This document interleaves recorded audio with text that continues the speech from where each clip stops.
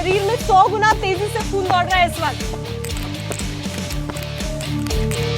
देख रहे हैं आप लोग, ये योग का ही कमाल है जो अमित और श्रुतिका इतनी आसानी से ये कर पा रहे हैं। ये ब्लड बूस्टिंग वर्कआउट कर पा रहे हैं, ये योग का कमाल है, और वो भी पूरा जोर लगाकर।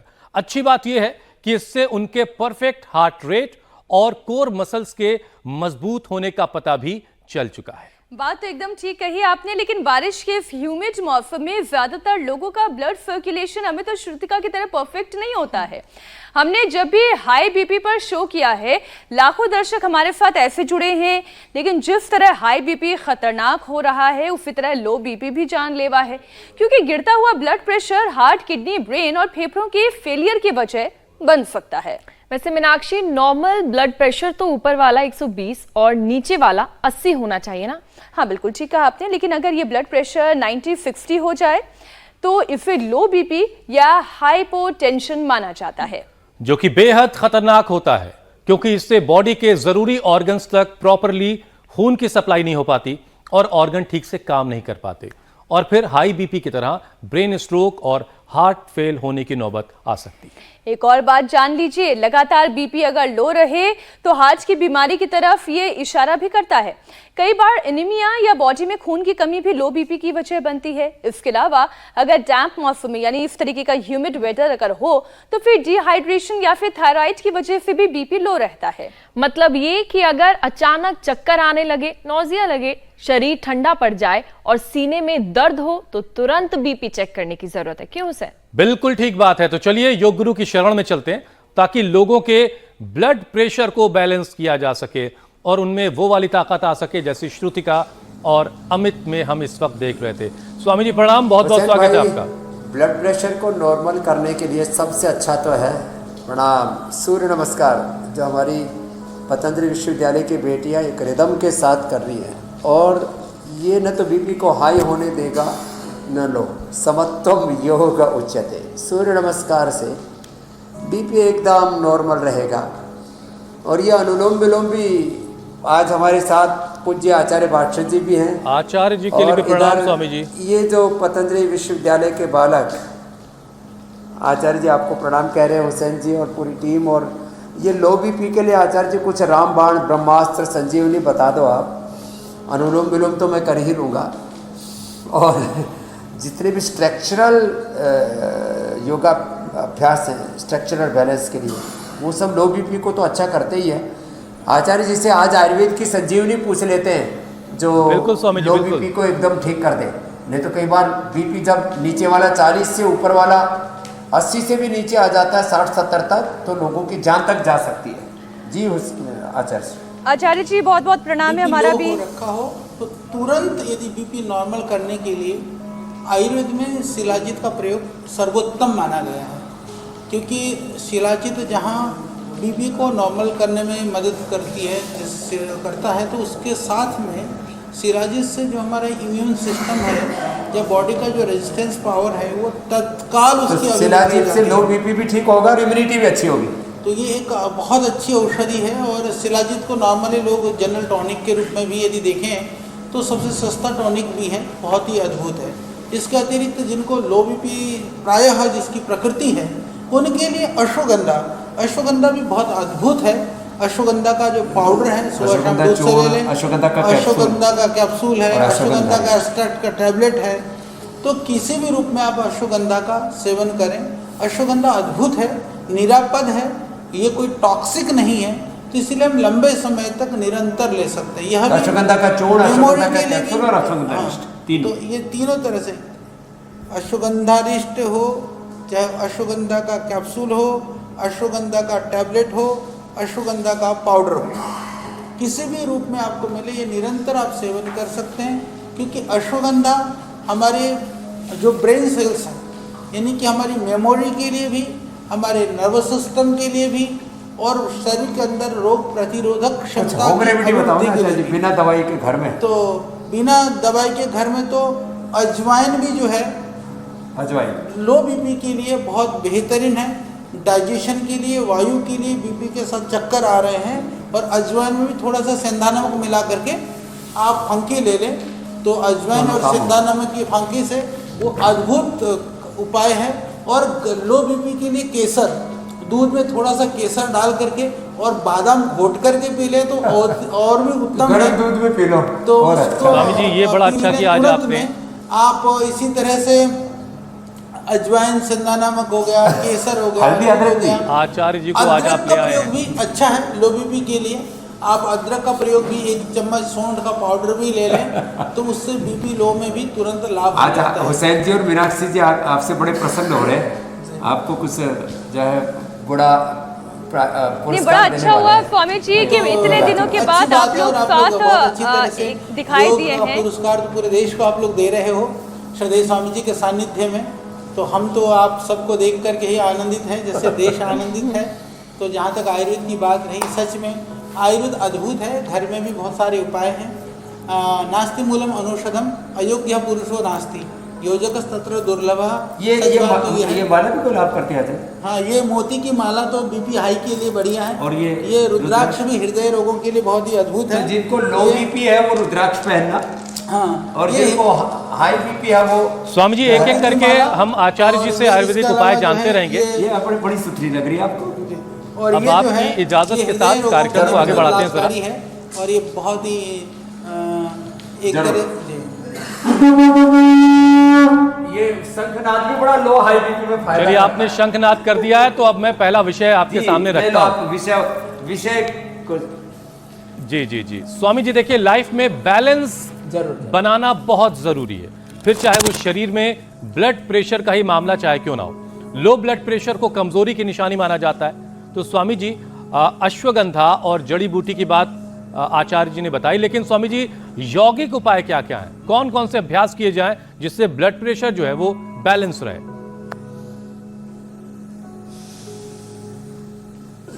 तो देखो, एक तो सूर्य नमस्कार जो सतत पतंजलि विश्वविद्यालय की बेटियां जो यहाँ पर कर रही हैं, जो योग में BA, MA, BSc, MSc, PhD कर रही हैं, ये सूर्य नमस्कार जो नियमित करेंगे ना, जिंदगी में कभी भी लो बीपी नहीं होगा। इम्यूनिटी भी अच्छी रहेगी। अश्वगंधा रिष्ट, अश्वगंधा कैप्सूल, अश्वगंधा के चूर्ण के साथ माँ बहन बेटियों को तो शतावरी और अश्वगंधा दोनों मिला के लेना चाहिए। और कमजोरी के लिए भी जैसे पूज्य आचार्य श्री ने कहा, अश्वगंधा या अश्वशिला और उसमें थोड़ा केसर और बादाम मिला लिए, कोई जितने भी मगज हैं, ड्राई फ्रूट्स हैं, थोड़े दूध में। हमारे एक लक्ष्मण दास जी महाराज जी थे, आज से 35 साल पहले जब हम गंगोत्री गए तो ड्राई फ्रूट्स वाला और केसर वाला दूध पिलाते थे। अरे साहब, कहाँ -5 डिग्री टेम्परेचर रहता था। उसमें हम 18 किलोमीटर गोमुख जा करके वापस आ जाते थे। सुबह निकले 5 बजे, शाम को 5 बजे तक गंगोत्री 36 किलोमीटर की यात्रा कर लेते थे 1 गिलास दूध पी करके। ये बड़ा जोरदार मामला है। तो सूर्य नमस्कार करें।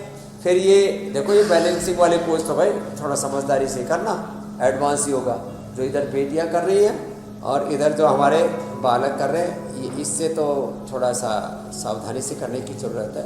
लेकिन सूर्य नमस्कार के अलावा जो शीर्षासन, चलो भाई बेटियां तो करेंगी शीर्षासन और हमारे बेटे करेंगे सर्वांगासन। जो बचपन से शीर्षासन करते हैं और सर्वांगासन करते हैं, उनको कभी भी फिर लो बीपी तो कतई नहीं रहेगा। हाई बीपी वालों के लिए थोड़ा रिस्ट्रिक्शन है कि हाई बीपी वाले जो है शीर्षासन और सर्वांगासन ये ना करें। नॉर्मल बीपी आ जाए तभी किया करें। तो जिनको हाई बीपी है उनके लिए डिस्क्लेमर हमने दे दिया है। बाकी जैसे देखो ये बेटियां कैसे फर्स्ट क्लास कर रही हैं और बच्चे भी पूरी परफेक्शन के साथ, माने हाथ पैर पेट पीठ पूरा alignment, right method, right timing, concentration, continuity, धीरज के साथ करना। तो शीर्षासन सर्वांगासन बेस्ट है। जो सूर्य नमस्कार लगातार बेटियां कर रही थी, ये बेस्ट है। और इसको भी मध्यम गति से करें, ऐसे रिदम के साथ। तो मैंने तो जिनका नीचे का बीपी 40-50 और ऊपर का 60-70 रहता था, उनको नॉर्मलाइज किया है और लाइव एग्जांपल मैंने इंडिया टीवी पर प्रस्तुत किए हैं, रियल वर्ल्ड एविडेंस। तो आज के बाद किसी का लो बीपी नहीं रहेगा। स्वामी जी देखिए, आपने हाई बीपी के लिए डिस्क्लेमर दिया। शतावर के साथ साथ इम्यूनोग्रिट भटी, इम्यूनोग्रिट पाउडर भी जबरदस्त। जी जी जी मेरे स्वामी भाई। जी, हाई बीपी के लिए तो आपने डिस्क्लेमर दे दिया, लेकिन लो बीपी को लेकर के बहुत सारी बातें हैं लोगों के जहन में, लोगों के बीच। एक भ्रम, एक गलतफहमी, एक मिसकंसेप्शन ये है स्वामी जी कि बीपी अगर कम है तो एक्सरसाइज ना करें, इससे बीपी और गिर सकता है। तो क्या वाकई ऐसा है? क्या जिनका बीपी लो रहता है उनको वर्कआउट नहीं करना चाहिए? इसको तो आपको फैक्ट चेक में भी ले लेना चाहिए था। आज पहले इसका फैक्ट चेक कर लेते हैं। जो भी लो बीपी वाले हैं वो एक रिदम के साथ, एक प्रवाह के साथ प्राणायाम, भस्त्रिका, कपालभाति, अनुलोम विलोम, भ्रामरी, उत्कीर्त और एक प्रवाह के साथ सामान्य गति से, बाकी को तो हम मध्यम और तीव्र गति से कराते हैं, सामान्य गति से सूर्य नमस्कार, ये दंड बैठक जो रोज हम कराते हैं पावर योग में। और भाई देखो, जिनको लो बीपी है वो चक्र दंड तो लगा नहीं पाएंगे, वो शेर दंड भी यदि लगाने की कोशिश करेंगे तो इसमें भी गड़बड़ होने की संभावना है।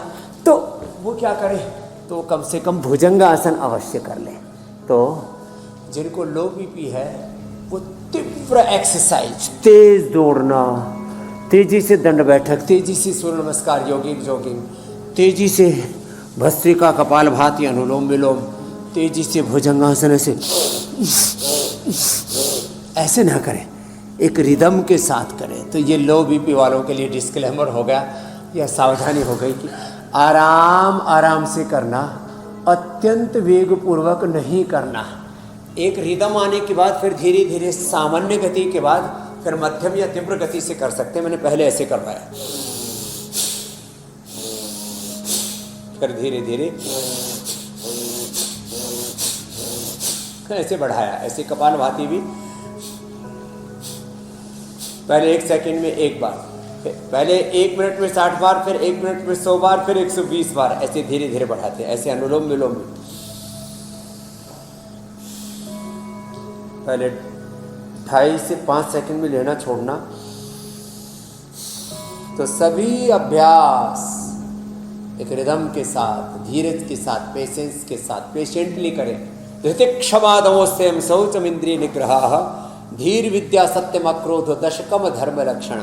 तो ये हमारे योग धर्म का पहला मर्म है, उसका धीरज है, पेशेंटली करें।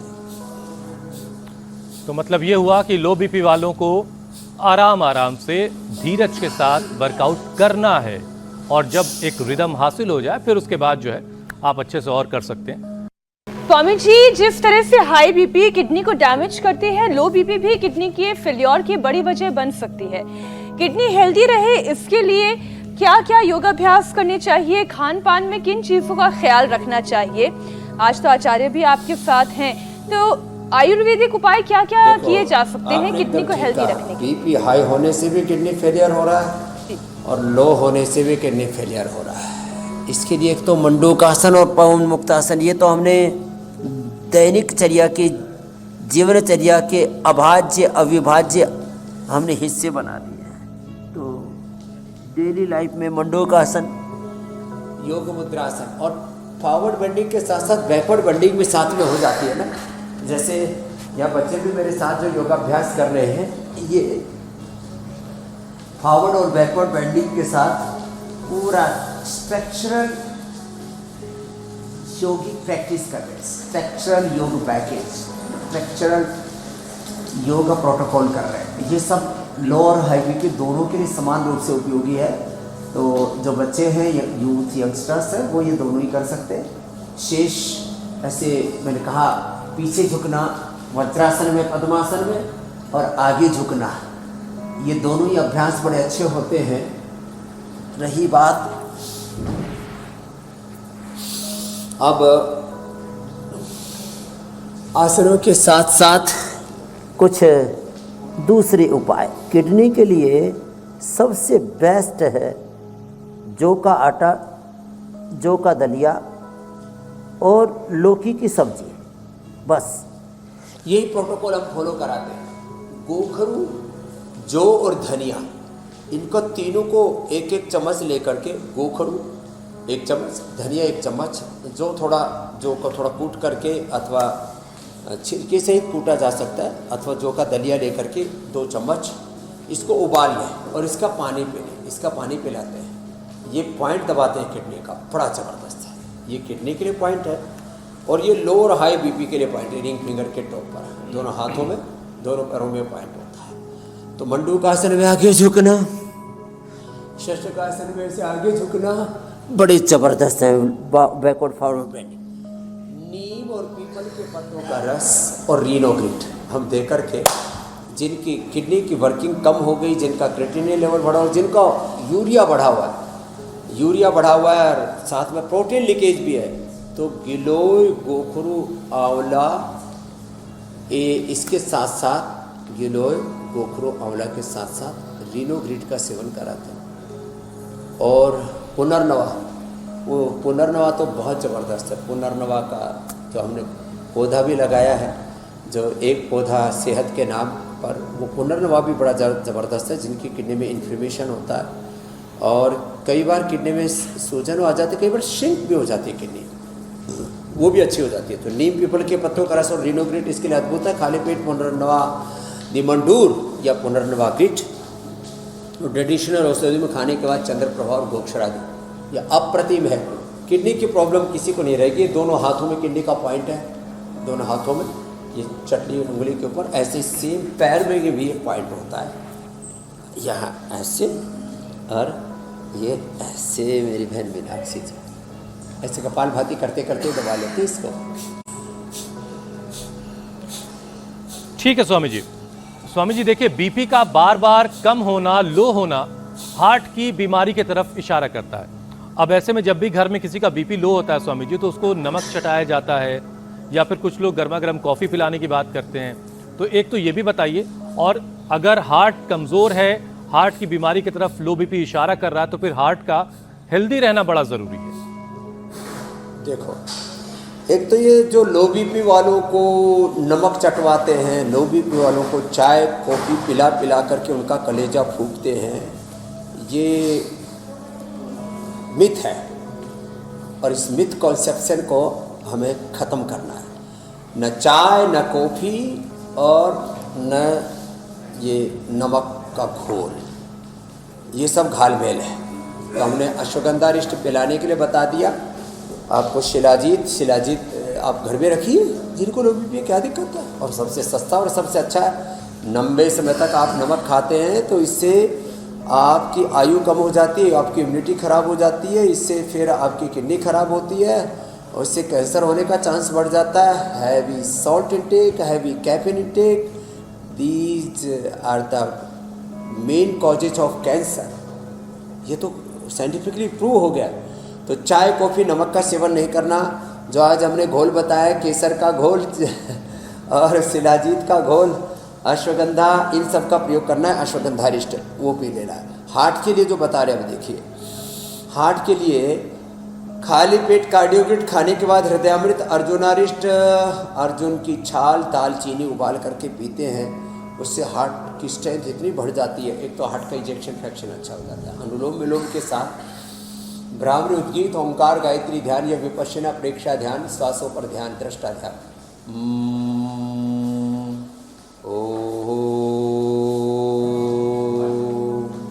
फिर अनुलोम विलोम और ये अभ्यास, साथ में भुजंगासन। अब भुजंगासन और ये कठिन आसन तो भाई देखो जो बच्चे कर रहे हैं यहाँ पर, ये तो ज़रा अभ्यास साध्य है। और बेटियाँ भी इधर ये तो कर रहे हैं टिट्टी भासन, और इधर चल रहा है राजकपोत आसन। और बेटियों आप तो भुजंगासन कर लो। अब राजकपोत भी आसन आपने बहुत अच्छा किया है, अब भुजंगासन कर लो आप। भुजंगासन, और भुजंगासन के साथ साथ आप तो फिर पूर्ण भुजंगासन भी कर लेती हो। तो भुजंगासन हार्ट के लिए बड़ा अच्छा होता है। स्कंध संचालन जो अभी हम कर रहे हैं, और ये सूक्ष्म है, और गोमुखासन। तो मकरासन, भुजंगासन, गोमुखासन, ये हार्ट के लिए कार्डिक एक्सरसाइज में बेस्ट है। और सूर्य नमस्कार तो सभी के लिए उपयोगी है ही सो है। तो मैं कह रहा था जिनका इजेक्शन फ्रैक्शन 15, 20, 25 तक था, उनका हमने 50-60 किया है विद इन 2 मंथ्स, केवल 2 महीने। हार्ट के ब्लॉकेज रिवर्स किए। मेरे पास 5-5, एक ने तो 9 स्टेंट लगा रखे थे, और बोले बाबा जी क्या करें? मैंने कहा ओरिजिनल हार्ट हम ठीक करते हैं, चिंता मत करो। आज एक भाई मेरा बोले बाबा जी मैं तो 20 सालों से एकदम ठीक हूँ, मैंने तो कोलेटरल आर्टरी तैयार कर ली, साग सब्जियाँ खाई, अनार और लौकी और साग सब्जियाँ खाई, और जो आपने बताया वही योग फॉलो किया, कोलेटरल आर्टरी तैयार हो जाती है 3 से 6 महीने के अंदर। तो ये गोमुखासन और प्राणायाम ये बहुत ही अद्भुत है, अप्रतिम है हार्ट के लिए।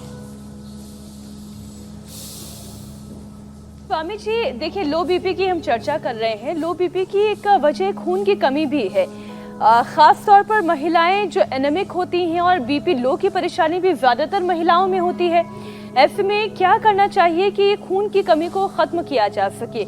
योग और आयुर्वेद दोनों उपाय। हाँ, ये लो बीपी की तरह खून कम होने पर भी चक्कर आते हैं। एक तो लो बीपी में चक्कर आते हैं, सिर घूमता है, कमजोरी बहुत लगती है, कई बार हाथ पैर ऐसे ठंडे से पड़ जाते हैं, और कई बार पता लगा बीपी तो नॉर्मल है लेकिन हीमोग्लोबिन 3 तक आ जाता है। मैंने 3 से 5 तक जिनका हीमोग्लोबिन था 2 सप्ताह में उनका 10 से ऊपर कर दिया, जिनका 7 हीमोग्लोबिन था उनका 14 कर दिया। मात्र 2 सप्ताह में क्या किया? अनार, गाजर, चुकंदर, अनार, गाजर, चुकंदर, जिनको वीट ग्रास और एलोवेरा उपलब्ध हो जाता है, एलोवेरा तो हम ही दे देते, वीट ग्रास का भी पाउडर ही दे देते, उसमें घोल के पिला दिया। और खजूर, मुनक्का, अंजीर ये रात को भिगो के सुबह खिला देते हैं। और कपालभाति कराते हैं। कपालभाति हो सके तो मंडूकासन के साथ और पवन मुक्तासन के साथ करा देते हैं। देखो भाई, ये डिम्बासन, विपरीत डिम्बासन, ये तो वही करना भाई जिनमें फ्लेक्सिबिलिटी हो। फिर कभी ऐसा कि पकड़ तो लिया, फंस गए, और फिर खोलने के लिए जो है दूसरों से सहायता लेनी पड़े, ऐसे जोर जबरदस्ती बनता है। ये पवन मुक्तासन, मंडूकासन यदि कपालभाति के साथ किया जाए तो ये भी लीवर को 100% हेल्दी बना देता है। हीमोग्लोबिन अच्छा तभी होगा जब लीवर किडनी दोनों के फंक्शन अच्छे होंगे, और हीमोग्लोबिन बनता है फिर हमारे हड्डियों के जॉइंट्स पर। तो लीवर किडनी का अच्छा होना तो उसकी बेसिक रिक्वायरमेंट है।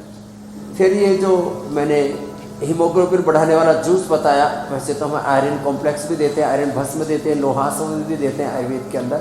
पवन मुक्तासन, उत्तान पादासन, सेतुबंध, ये सब अभ्यास कराते कपालभाति के साथ। और कपालभाति के बाद फिर अनुलोम विलोम भी कराते। इतना कर लेने के बाद हीमोग्लोबिन कम रह ही नहीं सकता, 7 से सीधा 14 हो जाएगा। और अनुलोम विलोम भी करें तो कपालभाति से लीवर किडनी और अनुलोम विलोम से पूरा सर्कुलेटरी सिस्टम और ये जो जॉइंट, बड़े जॉइंट्स हैं, इनके अंदर यहाँ नया हीमोग्लोबिन बनता है।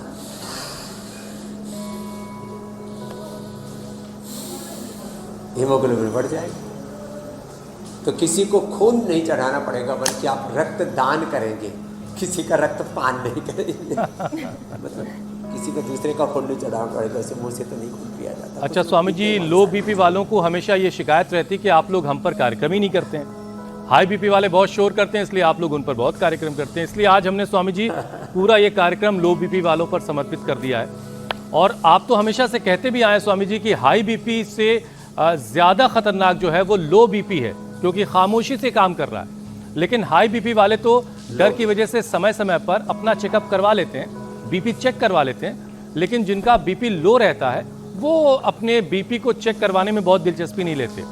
किस उम्र से और कितनी बार महीने में ब्लड प्रेशर चेक करवाया जाए, ज़रा ये भी लोगों को बता दीजिए कि महीने में 2 बार करवाना है। बहुत अच्छी बात कही है। जब 3 चीज़ें हो, जब अचानक हाथ पैर ठंडे से पड़ जाए और ऐसे थकान सी, फटीग अंग्रेजी में बोलते हैं, महसूस होने लगे, खास करके पिंडलियाँ बहुत दुखती हैं। कई बार विटामिन B12 की कमी से सुन्नपना और ये सब आ जाता है, वो एक अलग बात है। लेकिन ज़्यादातर हाथ पैर सुन्न से हो रहे हैं, खास करके पिंडलियाँ दुखती हैं, कमज़ोरी से लग रही है, चक्कर से आ रहे हैं, हाथ पैर ठंडे से पड़ जाते हैं और कई बार हिम्मत नहीं होती उठने की। तो ये 99% और कई बार तो मैं कहूँगा 100% ऐसे लक्षण हैं लो बीपी के। बाकी लो बीपी चेक भी करवाते रहना चाहिए। तो आजकल तो 30 के बाद ही ये प्रॉब्लम बहुत ज़्यादा होने लगी है। तो 30 के बाद महीने 2 महीने में, कम से कम 6 महीने में तो एक बार सबके लिए बीपी चेक कराने में क्या लगता है, अपने घर में बीपी का इंस्ट्रूमेंट मंगा के रख लो, आजकल तो घरों में रख ही लेते हैं। ये तो किसी भी दिल्ली वालों के लिए तो मोहल्ला क्लिनिक वाले फ्री में चेक करते हैं, बाकी तो कहीं पर भी जाके चेक करवा लीजिए। बीपी चेक कराने के ज़्यादा से ज़्यादा कोई 25-50 रुपये ले लेगा और क्या होगा, लेकिन बीपी ज़्यादा डाउन हो गया तो आपकी जान ले लेगा। इसलिए आपने बीच बीच में टेस्ट अवश्य कराने चाहिए, ये हेल्थ के लिए ज़रूरी है। स्वामी जी, बीपी का लो होना शरीर की कमजोरी की निशानी तो है ही। बॉडी को अंदरूनी तौर पर मजबूत बनाए रखा जा सके, ना बीपी हाई होने की समस्या है ना लो होने की समस्या है, तो इसलिए बॉडी की अंदरूनी मजबूती के लिए हमें क्या क्या करना चाहिए? क्योंकि लोग कई बार ऊपर से तो डील डॉल में बहुत मजबूत दिखाई देते हैं, लेकिन अंदर से बिल्कुल खोखले होते हैं। अंदरूनी मजबूती के लिए एक तो डेली 45 मिनट 7:56 से लेकर पूरी 9 बजे तक हम इंडिया टीवी पर योग कराते हैं। जो कठिन योग न कर पाए, सहज योग, और जिनको एडवांस योग करना है तो एडवांस योग भी देखो हमारी बेटियां कर लो उष्ट्रासन कर रही है, पूर्ण उष्ट्रासन कर रही है, और इनको तो देख करके ही ऐसा लगता है कि सारे ब्रह्मांड की शक्ति इनके ही पिंड में भरी हुई है। तो देखो सुबह अपना नाश्ता अच्छा करें, अनार, गाजर, चुकंदर, खजूर, मुनक्का, अंजीर, फिर गाजर का जूस, लौकी का जूस, कभी संतरे का, कभी मौसमी का, कभी गन्ने का जूस, और अंकुरित सप्ताह में 1 बार 2 बार तो अंकुरित लेना चाहिए। सप्ताह में 1-2 बार केवल फ्रूट्स खाएं। सप्ताह में 1-2 बार कभी लौकी का जूस, कभी खीरा, करेला, टमाटर का जूस, कोई भी वेजिटेबल जूस अवश्य लें। सप्ताह में 1 बार फ्रूट्स अवश्य खाएं। सप्ताह में 1 बार जो थोड़े खाने पीने के शौकीन है तो पराठे भी खा सकते हैं, 1 बार इडली डोसा आदि खा सकते हैं, लेकिन ऐसे बैलेंस करके खाएंगे ना तो आपका शरीर ताकतवर रहेगा। और मैं तो 1 या 2 बार खाने का पक्षधर हूँ। 1 भुक्तम सदारोग्यम, 2 भुक्तम बलवर्धनम, 3 भुक्तम सदारोगम, 4 भुक्तम तु मारकम। ये महर्षि वाघभट्ट का बहुत बड़ा सिद्धांत, महर्षि चरकशुश्रुत का। और महात्मा बुद्ध कहते हैं हितारा मिताहारा अल्पाहारा शय्य नरा हृतार वैद्यास चिकित्सन्ति आत्मनस्ते चिकित्सकाः। ये आरोग्य की आत्मनिर्भरता का सूत्र है कि आप सुबह नाश्ता हल्का करें, दोपहर का भोजन जैसा अपनी प्रकृति है वात पित्त कफ उसके अनुकूल भरपूर ले लें, शाम का भोजन भी थोड़ा हल्का रखें और 7 बजे के बाद ना करें। और भोजन में अलग अलग प्रकार की दालें, अलग अलग प्रकार की शाक सब्जियां, अलग अलग प्रकार के अनाज, केवल गेहूं चावल के ऊपर सोटा ना घुमाएं। फिर जो अनहेल्दी चीज़ें हैं, खास करके चीनी, ज़्यादा नमक, ज़्यादा चाय कॉफ़ी, इनसे तो बचना ही पड़ेगा। और ये बर्गर, पिज़्ज़ा, तमाम तरह का जंक फूड, फास्ट फूड, जिसको पहले उल्टा सीधा बोलते थे, तो मैंने कहा उल्टा पुल्टा, ये उल्टा पुल्टा जो ज़्यादा खाते हैं ना, ये हमारी इम्यूनिटी को ध्वस्त करता है, कुपोषण शरीर में लाता है, गलत आदत की गिरफ्त में हम जाते हैं। माने ये जो आहार के स्तर पर भी जो हम बार बार गलत चीज़ें खाते हैं ना, तो हमारे पूरी बॉडी के और ब्रेन के सिग्नल गड़बड़ हो जाते हैं। इसलिए भाई खाने पीने की, जीने की आदतों को तो ठीक करना ही पड़ेगा। यही बात भगवान योगेश्वर श्री कृष्ण गीता में कहते हैं युक्ताहार विहार से युक्त चेष्टा से कर। मेरी बहन मीनाक्षी जी, अमित, मेरे भाई हुसैन जी।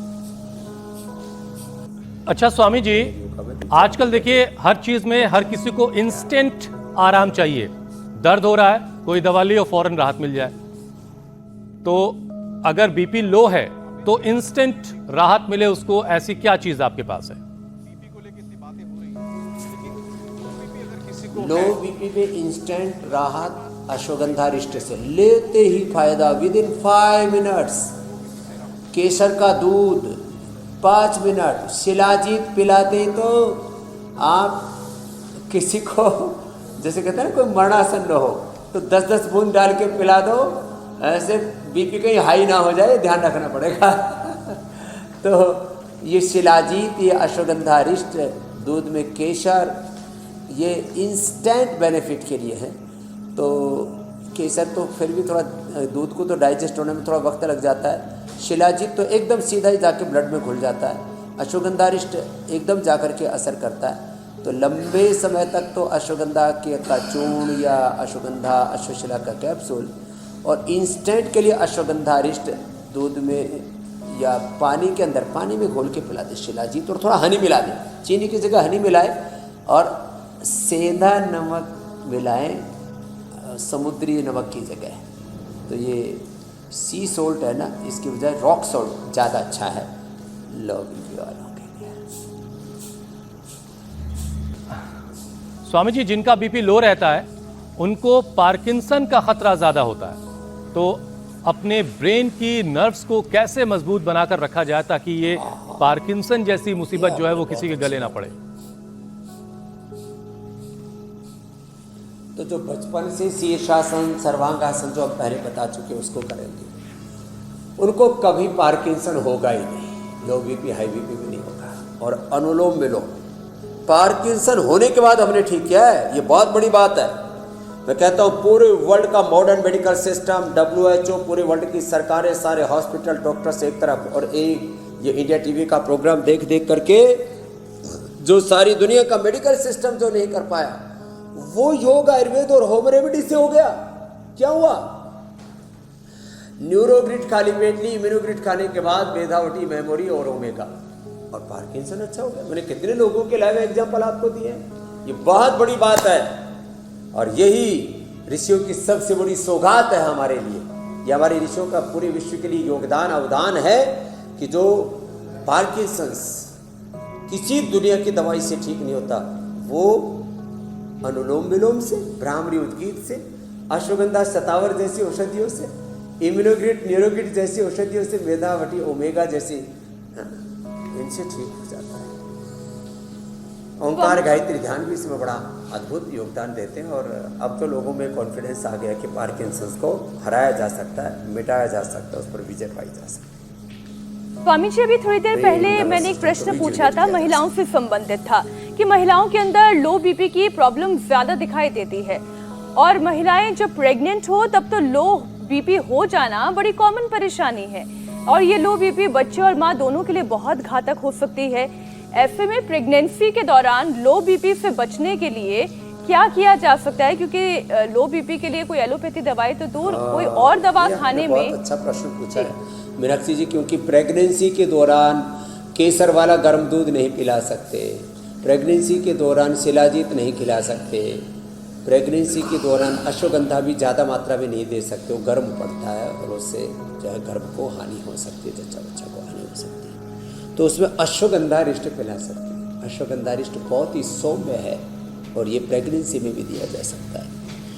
और ये जो अश्वगंधा है ना, अश्वगंधा का कैप्सूल थोड़े नॉर्मल वाटर में अथवा दूध में, और दूध जो है वो गर्म नहीं होना चाहिए, सामान्य दूध, और उसमें अश्वगंधा कैप्सूल घोल दिया और थोड़ा हनी मिला दिया, उससे एकदम बीपी नॉर्मल हो जाएगा।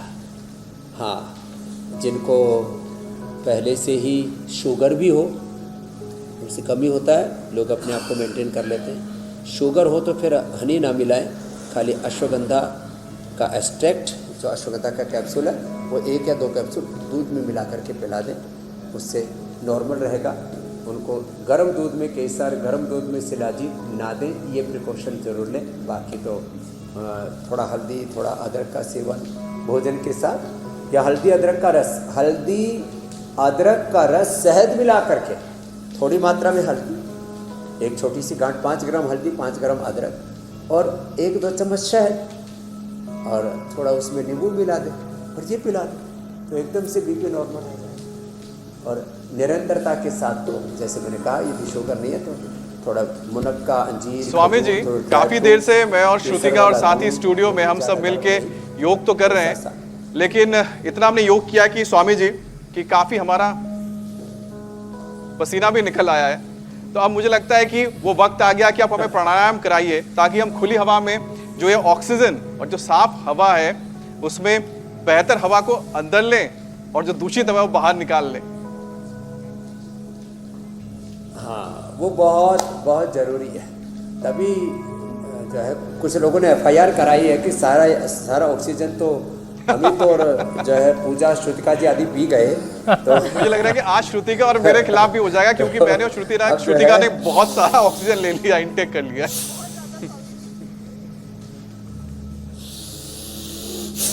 आप पेड़ लगाना, अब ये पेड़ भी लगाएंगे, पेड़ लगाने वाले फिर उनको ये ऑक्सीजन लेने का पाप नहीं लगता है, दूसरे के हिस्सों का भी उनको मिलता रहेगा।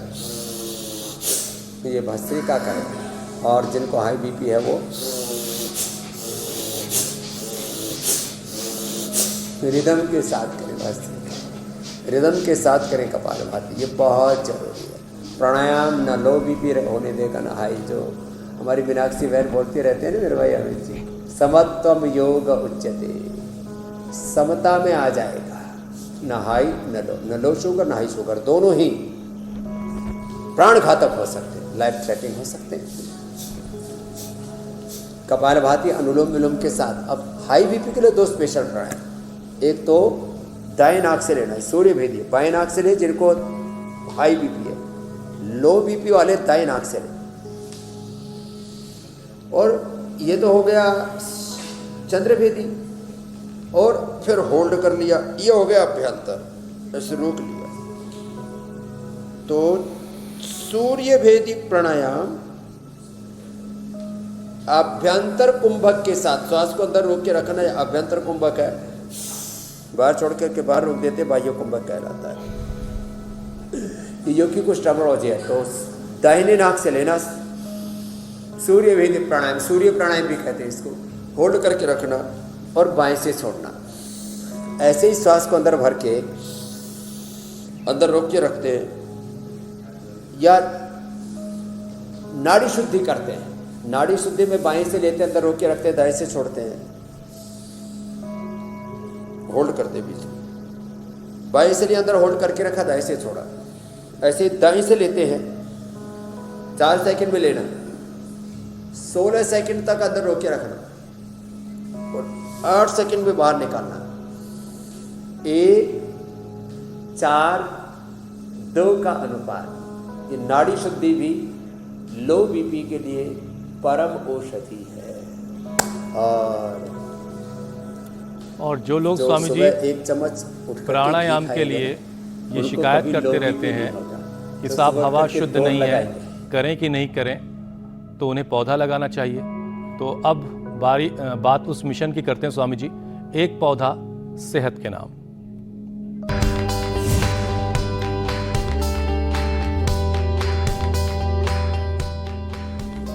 तो स्वामी जी आज कौन सा पौधा लगाना सिखाने जा रहे हैं आप? पौधा है मेरे भाई हुसैन जी, आज पौधा लगाएंगे हम ये दमबेल।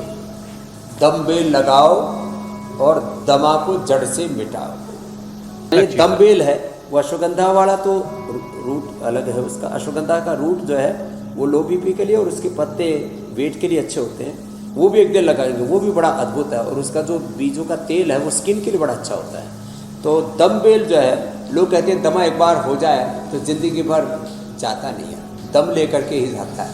तो थोड़ा प्राणायाम का दम लगाओ, योग का दम खम लगाओ, और दमबेल आज यही लगा रहे हैं। इसको जो खाएंगे वो दमा को जड़ से मिटाएंगे। तो चलिए, एक पौधा सेहत के नाम लग चुका है। स्वामी जी अब अगला मिशन जो हमने फैक्ट चेक का शुरू कर रखा है, सोशल मीडिया पे बहुत सारे दावे किए जाते हैं, वो सही है गलत है ये हम दर्शकों को बताते हैं। स्वामी जी एक दावा ये किया जा रहा है कि आयुर्वेदिक थेरेपी का फायदा सिर्फ शाकाहारी लोगों को मिलता है, जो लोग मांसाहारी हैं उन्हें योग और आयुर्वेद का फायदा नहीं मिलता। ये तो 100% एकदम गपोड़ा है। जैसे एक तो होता है झूठ, और झूठ में भी तो महाझूठ होता है ना, गांव की भाषा में उसे बोलते हैं गपोड़ा है ये। इसीलिए मुझे fact पढ़ते check पढ़ते में हंसी आने लगी ये थी। पूरी तरह से हम इसको निरस्त करते हैं। तो जो है ये अच्छी बात है कि यदि आप शाकाहारी हैं, सदाचारी हैं, योग करते हैं और तो आयुर्वेद की औषधियों का प्रयोग करते हैं तो ज़्यादा लाभ होगा। लेकिन जो मांसाहारी हैं, जो दारू आदि पीते हैं, और किसी भी पंथ मजहब के, सबको योग आयुर्वेद से फायदा होगा। और मैं तो एक बात और कहता हूँ, जो योग के मार्ग पर, आयुर्वेद के मार्ग पर, सनातन के ऋषियों के मार्ग पर लंबे समय तक चलते, स्वभाव से ही वो शाकाहारी और सदाचारी हो जाते हैं। और उनका जीवन दिव्य पवित्र हो जाता है। अब अगली भी तो बारी है। बिल्कुल बिल्कुल स्वामी जी, मतलब ये जो हुआ कि योग और हमारे आयुर्वेद विजेता कोई हैं, भेदभाव नहीं करता, योग के, सबको योग बराबर का चैलेंज फायदा के। मिलता है। उनको पुरस्कार भी देंगे जी और उनको बिल्कुल स्वामी जी, अब बारी है योग चैलेंज की। स्वामी जी, आपने जो चैलेंज दिया था उसे बहुत सारे लोगों ने एक्सेप्ट किया, बहुत सारे वीडियोस हम तक आए हैं, गजब कुछ के चुनिंदा वीडियो। वीडियोस आपको दिखाते हैं। देश भर से, देश के कोने कोने से स्वामी जी देश में वीडियोस हम तक आए हैं, हर शहर से, हर राज्य से और हर उम्र के लोग स्वामी जी ट्राई कर रहे हैं। ये बड़ी कमाल की बात है। अब आपकी मुलाकात स्वामी जी विजेता से करवाते हैं।